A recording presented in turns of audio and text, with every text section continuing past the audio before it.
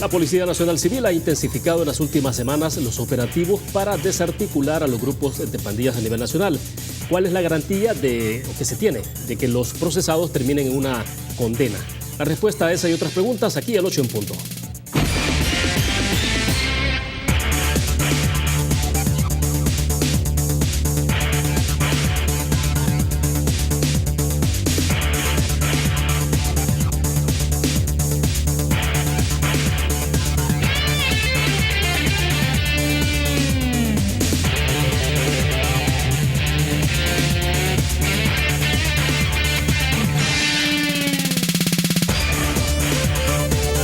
Este es el momento de todos. Banco Agrícola nos hace un llamado a la reflexión, a que nos demos cuenta que este es el momento de hacer que las cosas sucedan, de superar adversidades y sobrepasar límites. Es nuestro momento de construir un mejor país todos. Buenas noches, bienvenidos a 8 en punto. Gracias por estar con nosotros a esta hora. Vamos a conversar de varios temas, pero sobre todo dos esenciales que tienen que ver con el caso Karla Ayala, pero también sobre el trabajo de operatividad de la Policía Nacional Civil y desde luego en este trabajo esfuerzo también conjunto con la Fiscalía General de la República. Queremos agradecer esta noche que nos acompaña en nuestros estudios Howard Cotto. Él es el director general de la Policía Nacional Civil. Director, qué gusto que nos acompañe. Bienvenido, buenas noches. Mucho gusto, William, es un gusto estar aquí de nuevo.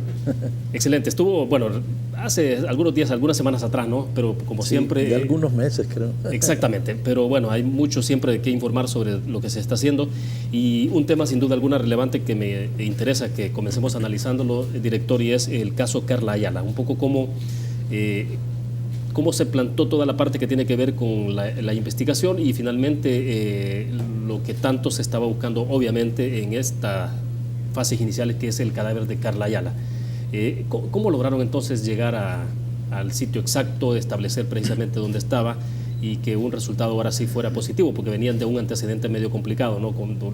Que fue el otro caso cuando se abrió la tumba de otra persona. Sí, bueno, es sin duda el caso Karla Ayala, es un caso muy difícil, es un caso además emblemático y además tiene un tercer componente, que es el hecho de que toca a una compañera nuestra de la Policía Nacional Civil, pero que a su vez es asesinada o es víctima del delito de feminicidio por parte de un integrante de la policía. Esto le da una connotación y una relevancia bastante significativa, que es lo que ha acompañado el proceso y, por qué no decirlo, el escrutinio público durante todos estos 9 meses. Ha sido un trabajo difícil. También debemos de entender que con la experiencia en materia de investigación uno va entendiendo, y yo creo que la ciudadanía también, bueno, los medios de comunicación también lo entienden, que no hay como una regla, un parámetro para determinar el tiempo que un caso puede durar. Eso depende de muchos factores y sin duda el caso de Karla Ayala es uno que se incluye dentro de lo que podríamos catalogar como casos difíciles. Debo de empezar quizás diciendo que de ninguna forma nosotros estamos planteando que el caso está finalizado ni algo que se le parezca. Hemos superado una fase importante y no solo una fase importante, sino que hemos atendido al clamor de la familia y de la sociedad misma en cuanto a encontrar los restos de Karla, y eso ha sido muy importante. Hemos trabajado en conjunto con la Fiscalía General de la República. El equipo de investigadores nuestro ha sido de los mejores que hay en la Policía Nacional Civil. Hemos desplegado un talento increíble en función de resolver o atender este caso o seguir avanzando, y hemos llegado a una etapa, o habíamos llegado más bien a una etapa en el cual el proceso de investigación ya se había tornado un poco complicado y parecía, claro, debo de plantear esa palabra, parecía que ya estábamos dando vueltas en círculo, es decir, que buscábamos alternativas de encontrar los restos de Karla. ¿Les estaba agobiando el caso? ¿Les estaba agobiando en algún momento? No agobiando, sino más bien tratando de encontrar los elementos que no nos llevaran siempre al mismo lugar, sino que nos llevaran a tener elementos nuevos. Es ahí cuando, a partir de un análisis que hacemos algunos meses atrás, consideramos que es importante ampliar un poco, no me refiero a ampliar el terreno, sino más bien ampliar un poco la visión y salir un poco del caso de Karla Ayala, sí, para esclarecer otros casos que nos permitieran obtener elementos que nos ayudaran en el caso de Karla. Ahora, ¿se complejizaba el caso? ¿Se complejiza, hablando más en presente, el hecho de que efectivamente el principal implicado es un elemento de la corporación policial, el hecho de que conozca de técnicas de investigación, el hecho de que justamente pertenezca adentro y que no sé si pueda tener en algún momento determinado el tema de complicidad? Porque alrededor de esto, director, había mucho el señalamiento, ha habido siempre el tema de hasta dónde hay un tema de impunidad o no. No, pero yo creo que sí, en sentido estricto sí, pero ese nivel de complejidad no se da en los últimos días. Sí. Ese es un elemento que ha acompañado todo el caso desde el primer día, ¿verdad? Es decir, no podemos nosotros plantear que en las últimas 2 semanas o 3 semanas o hace, no sé, 2 meses, el periodo que tú quieras establecer, sí, sí, el caso se volvió más complejo por el hecho de que quien cometió el homicidio es un miembro de la policía. Ese es un factor que nos vino acompañando en todo el proceso y que nosotros procuramos siempre tenerlo en mente, tenerlo en nuestra línea de actuación, sí, investigativa, sí, para que eso no fuera un factor que marcara la diferencia en la posibilidad o no de encontrar a Karla.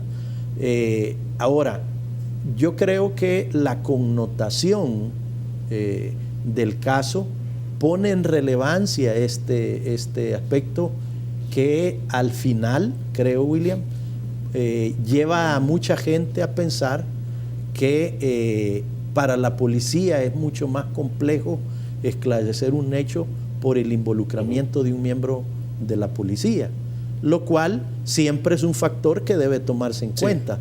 Pero aquí yo debo de recordar que si bien el caso de Karla Ayala cobra una relevancia mediática por las circunstancias, por todos los hechos, pero nosotros como policía hemos ganado también una experiencia en los procesos de investigación de forma tal que si en esos procesos de investigación participan miembros de la policía, nosotros tengamos la capacidad de salir adelante y poderlos investigar. ¿Usted y entonces que por eso es que haya habido un poco, descarte en el caso que haya habido un poco de no sé cómo decirle, si es la palabra más adecuada, de negligencia de forma deliberada en algún elemento policial por tratarse de una investigación hacia un compañero implicado o por el otro caso por tratarse de una compañera, ¿no?, como víctima, y que eso haya provocado de alguna forma enredar un poco más el caso?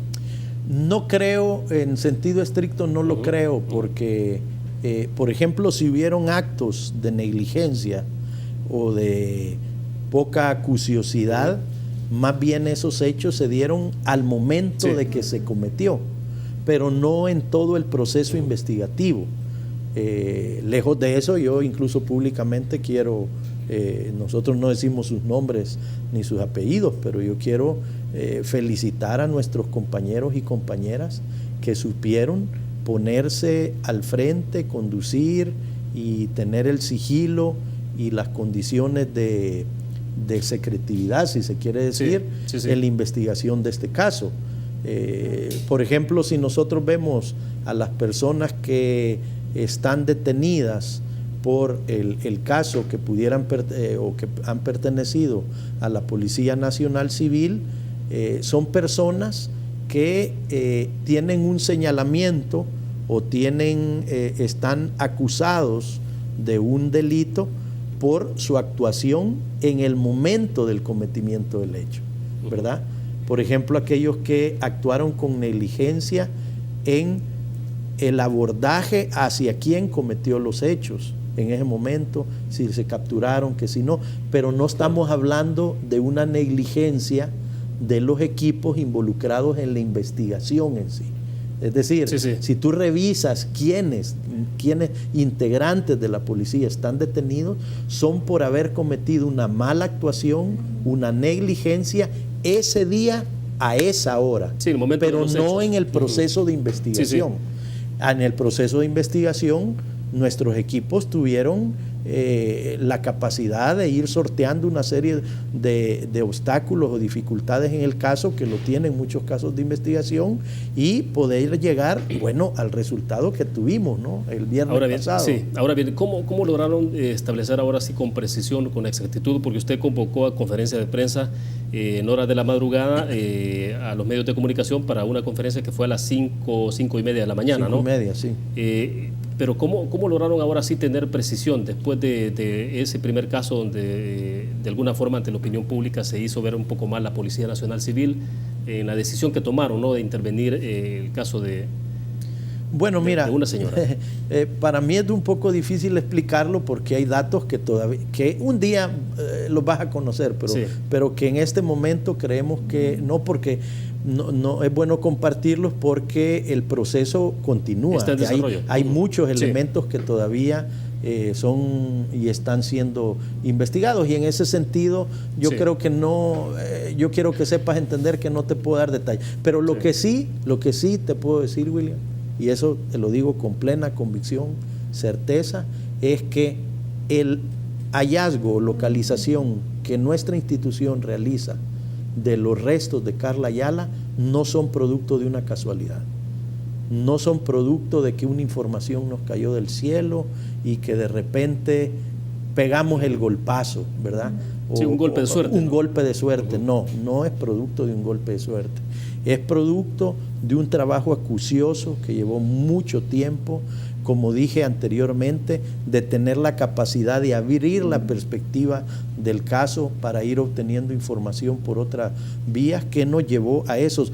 No obstante ello, ese día a las 5:30 de la mañana, como tú lo dices, que efectivamente se dio la conferencia de prensa, nosotros tuvimos también la cautela de decir, no estamos confirmando que sean los restos de Karla Ayala, y yo lo dije claramente, eso va a ser a través de un dictamen pericial técnico. O sea, no tenían la prueba científica. No teníamos la prueba científica, pero nosotros teníamos la certeza de que se trataba de ella, y en ese sentido es que nosotros nos pronunciamos ese día, y bueno, al final los resultados expresados por la Fiscalía y el Instituto de Medicina Legal el día lunes, después del mediodía, pues confirman que teníamos razón, ¿verdad? Porque al final es eso, teníamos la razón.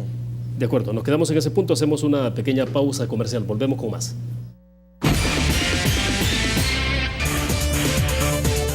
Banco Promérica cuenta con la garantía de rapidez en todas sus cajas, donde te atienden en 20 minutos o menos. Continuamos en 8 en punto. Howard Cotto, director de la Policía Nacional Civil, es nuestro invitado. Director, veamos, ustedes ya tenían entonces confirmado que tenían el cuerpo de Karla Ayala en ese momento cuando hacen la conferencia de prensa, pero entonces decía usted toda la parte pericial científica, digamos, de corroboración que pasa, por ejemplo, del examen de ADN, etcétera, hacía falta, desde luego, ¿no? Sí, claro. ¿En qué momento se involucra la Fiscalía General de la República? No, en el mismo momento, esa misma mañana del día viernes, después de dar la conferencia de prensa, o incluso antes, ya la Fiscalía tenía conocimiento, y hay una coordinación entre la unidad fiscal que lleva el caso y los investigadores nuestros que también lo llevan. Específicamente, en nuestro caso, los jefes, un subcomisionado que estaba a cargo del caso y de la unidad, y también los jefes fiscales que están a cargo, y empiezan allá a verse los detalles que tienen que ver con las diligencias que se hicieron. Es decir, la exhumación, tenía que estar presente ahí medicina legal, tenían que estar presentes fiscales. La policía ya estaba ahí desde el día anterior porque teníamos acordonado el lugar, pero entonces ya teníamos un equipo de investigadores, llegan más investigadores e inicia el proceso que termina con la exhumación y el traslado de los restos de Carla hacia medicina legal, donde ya se inician las pruebas de ADN y el resto de pruebas periciales que se hicieron y que luego fueron anunciadas ya el día lunes por la Fiscalía y el Instituto de Medicina Legal. Ahora, cuando uno ve la actuación, la decisión que toman ustedes de hacer la conferencia de prensa, de informar sobre el caso y luego entonces el comunicado que conocimos de la Fiscalía General de la República, uno percibe desde fuera que hay ahí una especie de contradicción. Sobre todo señala como recriminaciones de parte de la Fiscalía hacia la Policía Nacional Civil cuando se referencia a todo el tema ya de la investigación científica, ¿no? Y quién debe conducir todo eso. ¿Qué fue lo que pasó en ese momento? Porque y se lo insisto, desde fuera se percibió un nivel de tensionamiento entre ambas instituciones. Y en el contexto de esto, que justamente el Instituto de Derechos Humanos de la UCA, el padre José María Tojera, que convoca conferencia de prensa el día sábado, y escribe un tuit, me imagino que usted lo leyó, cuando él decía que era vergonzoso el modo de actuar de la policía en el caso Carla Ayala, y decía él que se quieren presentar como protagonistas de un gran hallazgo después de más de 250 días. Y todavía, decía él entonces, no han detenido al hechor del crimen, y hablaremos a los medios hoy a las 7, cuando sea la convocatoria el día sábado. Sí, bueno, pues en esto depende de qué enfoque se le dé, ¿verdad? Es decir, escucho las preguntas que tú me haces sobre la Fiscalía, escucho lo de Iduca o el padre Tojera, pero yo creo que no debemos de perder la perspectiva de que es un paso importante haber encontrado los restos de Carla. No entiendo yo de dónde puede tener más relevancia otro tema que este. Es decir, yo entiendo a veces el morbo mediático en esto, pero es decir, lo que hemos tenido el día jueves por la noche y viernes por la mañana es ni más ni menos que el hallazgo por parte de la policía de los restos de Carla Ayala, que tenía ya 9 meses de desaparecido y que la sociedad reclamaba que nosotros teníamos que encontrarlo claro. Y lo hicimos. Yo creo que esa es la parte más importante. Ya cómo se interprete lo que se puede haber planteado a través de una conferencia de prensa el día sábado por parte del padre o el día lunes, pues bueno, son opiniones. Yo algunas las comparto, otros no. No hay que perder la perspectiva en esto, Willy. Creo que eso es importante decirlo. Este caso es un caso en el cual la persona fallecida y afectada es una integrante de la Policía Nacional Civil. No es ni más ni menos que una agente que ha sido asesinada por un integrante de la Policía Nacional Civil. El compromiso y el peso, la carga de este caso está sobre los hombros de la policía, y no podemos plantearlo desde la óptica si a una institución o a una instancia le gustó o no le gustó la forma, que pese más que el hecho de haberla encontrado, de haber tenido los restos, y que además hoy por hoy podemos confirmar que se tratan de los restos de Carla Ayala. Eso para nosotros es lo más importante, ¿verdad? Sí. Ya si una institución u otra hace un tipo de comentarios, tiene una valoración, le gusta o no le gusta la forma en que se hizo, pues entonces yo respeto esa opinión. Puedo compartir algunas, puedo no compartir otras, estoy dispuesto a que se hable sobre eso, pero nada de eso puede pesar más que el resultado, porque si no, pareciera, y en eso debemos de tener mucho cuidado, que pudiera haber entonces alguien al que no le gustó que encontráramos los restos, y yo no creo que se trate de eso. No creo que haya en este país alguien, salvo el asesino de Carla Ayala y quien pudo haber colaborado con él, que no le haya gustado que se encontraran los restos de Carla.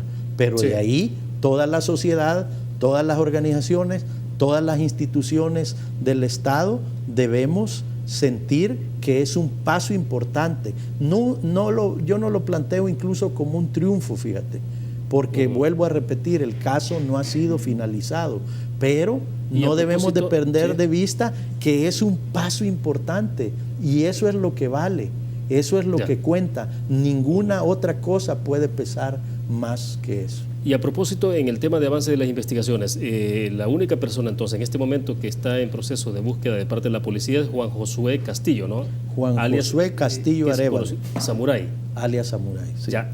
Usted mencionó en algún momento la semana pasada de que tenía algún indicio de dónde estaban localizados o podía localizarse. ¿En México es el caso? Sí, y lo reitero, yo creo que usaste la palabra correcta, son indicios.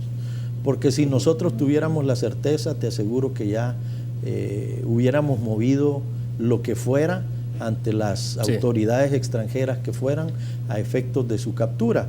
Lo que nosotros, sí, ¿no? y yo te quiero explicar un poco esa parte porque creo que es bien importante. A ver, prácticamente, no te puedo dar la fecha exacta, pero entre una semana o 10 días después del hecho, nosotros iniciamos o obtenemos más bien la confirmación de la Organización Internacional de Policía Criminal, Interpol, de la difusión roja contra este individuo, este asesino de Karla Ayala. Yo creo que la prontitud de Interpol tuvo que ver con el hecho de que se tratara de que la víctima era una policía, ¿no? Pero bueno, obtenemos de una forma muy rápida la orden, la difusión roja, gracias a la orden girada por los tribunales, la difusión roja contra este individuo. Sí. Bueno, está la difusión roja, pero además de la difusión roja, se dan dos o tres circunstancias adicionales que yo quiero mencionar. En primer lugar, nosotros empezamos a aprovechar cualquier espacio que hemos tenido para, con la policía de Guatemala, de Honduras y de México principalmente, a pedirles o a expresarles nuestro interés específico por este asesino, primera cosa. Sí. Segunda, desde esa fecha, William, oye bien lo que te voy a decir, desde esa fecha, la Oficina Central Nacional de Interpol en El Salvador, que es de la Policía Nacional Civil, ha pedido y reiterado el interés cada 10 días durante los 9 meses a todas las oficinas centrales nacionales de Interpol a nivel mundial. O sea, y aparte, insistentemente de la necesidad de... Exactamente, es decir, no es que la difusión roja venza ni nada, pero nosotros cada 10 días, desde que la difusión roja cobró vigencia en el portal de Interpol, hemos reiterado el interés sobre este asesino. Segunda cosa. Tercera, el hecho de tener indicios de que se encuentra fuera del país no ha eliminado hasta hoy el hecho de disponer de equipos que están en la búsqueda interna, porque tú sabes que a nivel internacional nosotros no podemos actuar, ¿verdad? No podemos, no tenemos competencia de hacerlo, pero a nivel interno nosotros continuamos con equipos en la búsqueda y obtención de información para la ubicación de este individuo. Para cerrar este segmento, si lo vemos en términos de porcentajes, ¿qué porcentaje tendría de evolución el caso?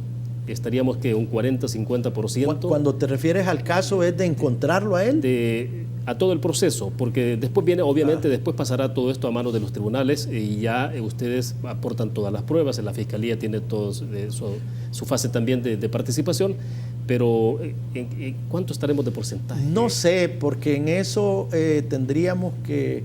Bueno, en primer lugar, los procesos no son tan mecánicos como para plantear porcentajes y a mí en particular no me gusta manejarlo así porque es como una valoración muy mecánica. Pero, y además no hemos hecho nunca una evaluación de ese tipo con la Fiscalía. De decir qué porcentaje de avance tiene el caso, no lo hemos manejado nunca así. Pero yo creo que lo que se ha avanzado hasta hoy es bien importante. Nosotros no nos cerramos a que nuevos elementos puedan salir nuevas implicaciones, tanto de personas dentro de la institución como de personas fuera de la institución pudieran salir. Pero el avance es sustantivo. Además hay que recordar, William, que el proceso continúa independientemente de la captura de este individuo. Y este sujeto va a ser sometido a la ley. Yo tengo la plena certeza y confianza de que va a ser condenado por el delito de feminicidio y también tengo la plena certeza de que lo vamos a detener. De acuerdo. ¿Se ha reunido con el fiscal general recientemente o no? En los últimos días no hemos tenido la oportunidad de reunirnos, pero por el caso Carla Ayala ya no te puedo decir la cantidad de reuniones que hemos tenido. Son una fuerte cantidad. De hecho, yo te quiero decir que con el equipo investigador o los equipos de inteligencia e investigaciones involucrados y con las jefaturas alternando, yo me he estado reuniendo al menos una vez por semana. Y con la Fiscalía, incluso cuando se dio aquella etapa en que solicitamos, o la Fiscalía solicitó, el cambio de tipificación de desaparición o de privación de libertad a feminicidio, habíamos entrado en una dinámica y una jornada de reunirnos con la Fiscalía prácticamente todas las semanas. Entonces ya no te puedo contabilizar cuántas reuniones hemos tenido por esto. Bueno, de acuerdo. Hacemos una pequeña pausa comercial. Volvemos.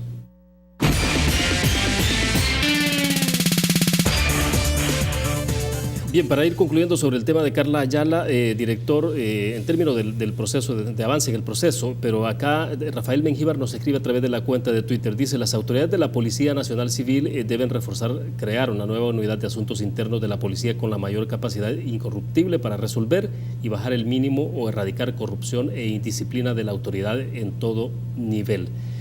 ¿Cuál es su opinión, director? No, bueno, tiene razón, pero yo creo que ahí hace falta un poco de información, porque realmente te lo planteo desde esta perspectiva. La unidad toda la Secretaría de Responsabilidad Profesional a cargo de una comisionada que tiene a su cargo a su vez la unidad de asuntos disciplinarios, unidad de investigación disciplinaria, la unidad de asuntos internos, la unidad de control y la unidad de derechos humanos. Esas 4 unidades están bajo el mando de la Secretaría de Responsabilidad Profesional. Han tenido un refuerzo, tecnificación y cualificación en los últimos 2 años importantísimo en la policía, tanto a nivel de calidad en los mandos policiales, en el personal, en capacidades técnicas, en formación, etcétera, de forma tal, y lo debo decir con claridad, que incluso agencias internacionales y países como los Estados Unidos nos han estado ayudando en el fortalecimiento de estas unidades y de esta secretaría. Yo creo que también, es decir, no lo podemos plantear desde la óptica que todo está resuelto, pero estas unidades han dado un salto de calidad fuertísimo y han tenido la capacidad de desarrollar casos muy importantes, algunos divulgados por los medios de comunicación, otros no retomados y lo que tú quieras, eso ya no depende de nosotros, pero han dado resultados muy importantes en la investigación o en la cualificación de los mecanismos de control a nuestro personal. ¿Pero ha pasado en algún momento la institución por alguna crisis o no? ¿Cómo una crisis? En términos, por ejemplo, ha habido algunos cuestionamientos ya, el 24 de abril, por ejemplo, Janet Aguilar escribía, ¿no? Donde hablaba de que la Policía Nacional Civil estaba pasando por una crisis institucional y que era importante hacer un replanteamiento sobre todo el tema de controles y demás. Esa es la valoración de ella, ¿no? Yo respeto la opinión, pero yo creo que muchas de estas declaraciones de lo que tú dices y otras, se da en el marco de, o teniendo en el centro de la opinión el caso de Carla Ayala, ¿verdad? Y entonces desde esa óptica es válido, porque si tú planteas un escenario que es real, no lo podemos ignorar, pues tenemos lo que yo te dije. ¿Cómo no va a afectar a una institución el hecho de que una compañera sea asesinada, no podamos encontrar su cuerpo y el asesino es parte de la institución policial. Eso tiene una afectación directa, pero yo le he dicho durante todo este tiempo, lo que hemos demostrado es que tenemos capacidad de ponernos a la altura de las circunstancias, ser parte activa y primordial de la investigación de hechos que incluso involucran a miembros de la institución, y que tenemos la total disposición de avanzar cualitativamente en el control interno de la policía. Eso es lo que hemos demostrado. Ahora, eso no quita, y disculpa que siga con esto, de que hay momentos en que sí han sido momentos bien difíciles. Te planteo otro momento difícil que no me lo has mencionado, pero prefiero decirlo.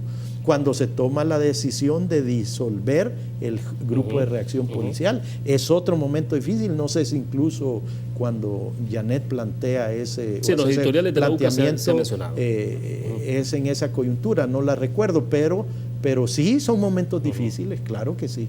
Ahora, yo creo que nosotros estamos demostrando poder salir adelante de esto, ¿verdad? Claro. Y lo seguiremos haciendo.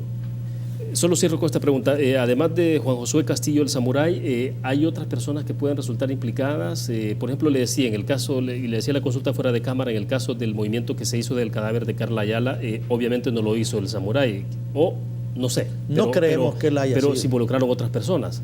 Sí, no tenemos plena certeza de quiénes individualmente lo pudieron haber hecho. No, tenemos algunos indicios, pero no tenemos plena certeza. Pero la idea o la posibilidad más bien de que haya sido él es bastante remota. Perfecto. En los otros temas, director, han estado muy activos ustedes como Policía Nacional Civil y la misma Fiscalía General de la República en la realización de centros operativos a nivel nacional. Sí. Si uno contabiliza rápidamente, digamos, hace una sumatoria rápida, sin entrar en mucho detalle, pensaría que por lo menos hay unos 800, 900 detenidos prácticamente un mes, un poquito más de un mes quizá, en el marco de todos los operativos. Sí. Obviamente, ese tema se está percibiendo ya en las comunidades, el hecho de cómo están procediendo de esta manera, y claro, el otro nos llevaría también a plantear un poco hasta qué punto la inquietud que hay en términos sociales, y es si hay suficiente robustez en la prueba para los acusados para que cuando lleguen a los tribunales también en un momento determinado entran por una puerta, puedan salir por la otra. Mira, yo creo que en estos casos sí, son casos que sin duda tienen un nivel de cualificación, un nivel de trabajo entre la policía y la fiscalía bien alto. Y regresando un poco a los parámetros de tiempo, hay algunos de estos casos que se han trabajado durante un año, año y medio, 2 años incluso, ¿no? Y es una dinámica en la cual entramos, si tú te recuerdas, desde que se dio la operación Jaque, ¿verdad? Que es apostar a una calidad en la investigación, demostrando la participación delictiva de personas en aquellos hechos que fortalecen a la pandilla desde el punto de vista financiero, desde el punto de vista logístico. Y esos golpes son importantes, tanto a la MS como a la pandilla 18. Bueno, no voy a narrar la información que ya ha sido plenamente divulgada, pero lo que quiero decir, porque me lo preguntas en concreto, es que la posibilidad de que esos individuos detenidos terminen siendo sentenciados a una pena es muchísimo más alta. Ningún proceso es infalible. Estamos hablando además, como tú dices, de 800 o 1000 personas o a veces más, ¿verdad? Pero yo tengo la plena certeza que muchos de los que están siendo detenidos van a terminar quedando presos. Por un lado.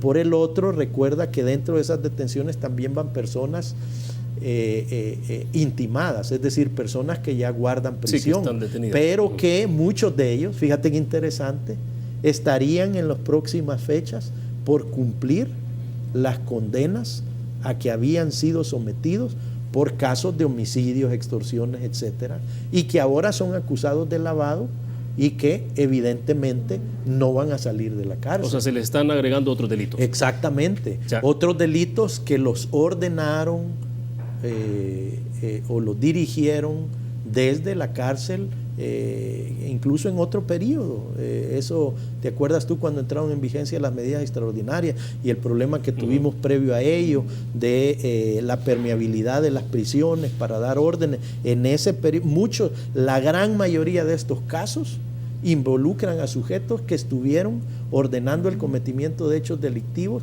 organizando sus finanzas y sus estructuras criminales precisamente en esos periodos previos a las medidas extraordinarias. Para cerrar el segmento, ¿cómo está evaluando el papel de los jueces en estos casos? Mira, yo creo que aquí hay como un aprendizaje en varias direcciones, porque yo recuerdo que cuando nosotros propusimos a la Fiscalía, que era el anterior fiscal general, no el que está actualmente, la realización de investigaciones de este tipo, el anterior fiscal ponía como valladar dos cosas. Una, que no teníamos la capacidad para hacerlo, no teníamos el personal. Es decir, el anterior fiscal lo que nos decía era, miren, no es lo mismo investigar un homicidio o una extorsión que investigar lavado de dinero. Eso requiere de unas capacidades técnicas muy por encima de lo que tenemos. Y por el otro lado, son procesos muy largos. Nosotros decíamos, sí, pero las capacidades las podemos ganar y el tiempo va a transcurrir. Si no empezamos hoy, nunca lo vamos a hacer. Entonces, iniciamos. Ese fue un aprendizaje ¿para quién? Para la policía y para la Fiscalía, porque al final hemos trabajado los casos. Es imposible que la Fiscalía los resuelva sin nuestra participación y a su vez es imposible que la policía lo lleve adelante sin la Fiscalía. Entonces nosotros aprendimos mucho, pero yo creo que hay una tercera dirección, y es que también cuando estos casos han sido sometidos a los tribunales, los jueces tienen una dinámica también de aprendizaje, así como nosotros, nuestros investigadores, los fiscales, fuimos aprendiendo de cómo desarrollar estos casos. Los jueces fueron entendiendo la lógica que, mira, te la voy a explicar muy brevemente en un minuto. Porque necesito hacer la pausa. Si quieres, lo dejamos para después. Okay, porque perfecto. tenemos todavía unos minutos. Vamos con nuestros anunciantes. Volvemos.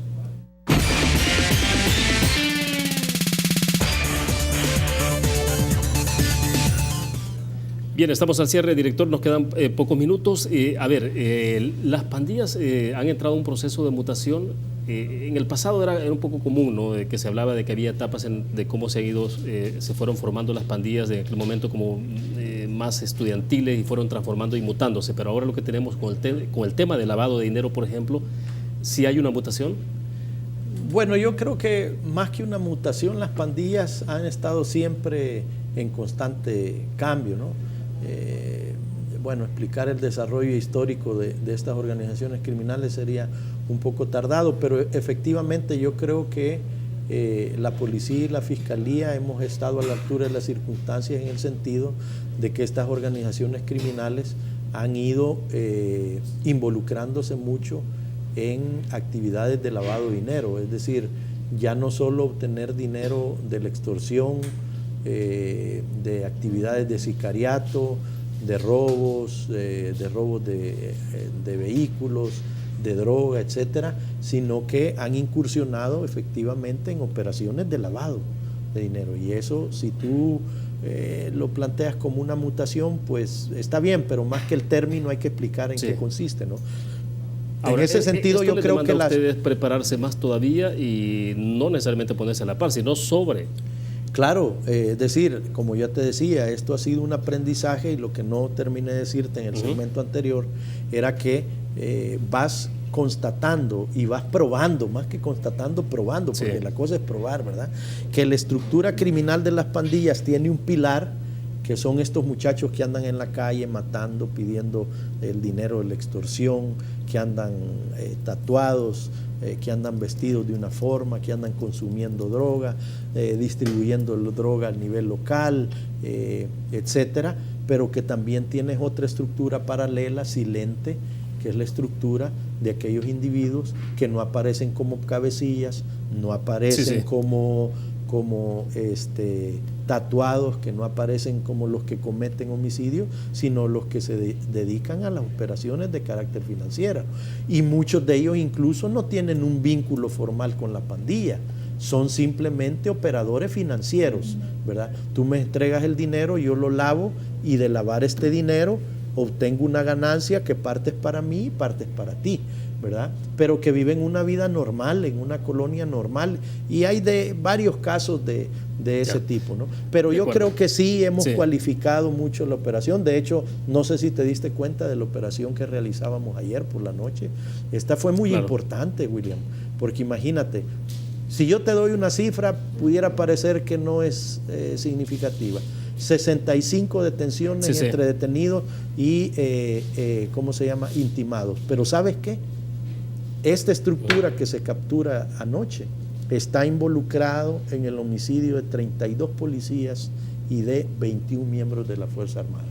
Eso es una investigación de calidad. Claro, porque fueron los que en la coyuntura de noviembre del año pasado ordenaron aquel ciclo de homicidios a policías. ¿Tú lo recuerdas? Que llegamos a tener incluso casos de 2 policías asesinados en el mismo día. Estamos impactando el día de ayer, la noche de ayer y la madrugada de hoy a esa estructura donde están ¿quiénes? Los cabecillas que ordenaron ese tipo de acciones criminales. Entonces, esos son pasos importantes, creo yo. Bueno, acá nos preguntaba, solo para cerrar, Arturo Forti dice, ¿será que le puede preguntar al director sobre si es verdad de un video que estuvo circulando el fin de semana en la comunidad Nueva Esperanza? Y es en la relación de unos jóvenes que supuestamente estaban desafiando prácticamente a la Policía Nacional Civil, mostrando armamento, y después al final fueron capturados. No sé si... Pregunta por el video. No tengo ahorita el dato exacto. Lo que sí puedo confirmar es que hay varios videos, y recientemente hay varios videos, no solo videos, imágenes, en los cuales aparecen individuos vinculados a la pandilla, tanto 18 como MS, que en estas operaciones los hemos ido deteniendo. De hecho, recuerdo que hay un video donde sale un muchacho retando y amenazando a la Policía Nacional Civil, y fue detenido el día de ayer o antier, si mal no recuerdo. Sí, claro, es el caso de 3 capturas, ¿no?, que hubo en su momento. Sí. Bueno, perfecto. Exactamente. El tiempo se nos agotó. Director, siempre es un gusto que comparta con nosotros, con nuestra audiencia, sobre estos temas de mucho interés, ¿no? El caso Carla Ayala, sin duda alguna, que es relevante, y ahora sobre el tema de operatividad. Gracias por estar con nosotros. Gracias a ti, William. Muchas gracias. Bueno, perfecto. Terminamos de esta forma 8 en punto. Gracias a ustedes que nos acompañaron. Mañana estaremos haciendo un cierre en términos de hacer un análisis sobre los principales temas de coyuntura. Buenas noches, que descansen.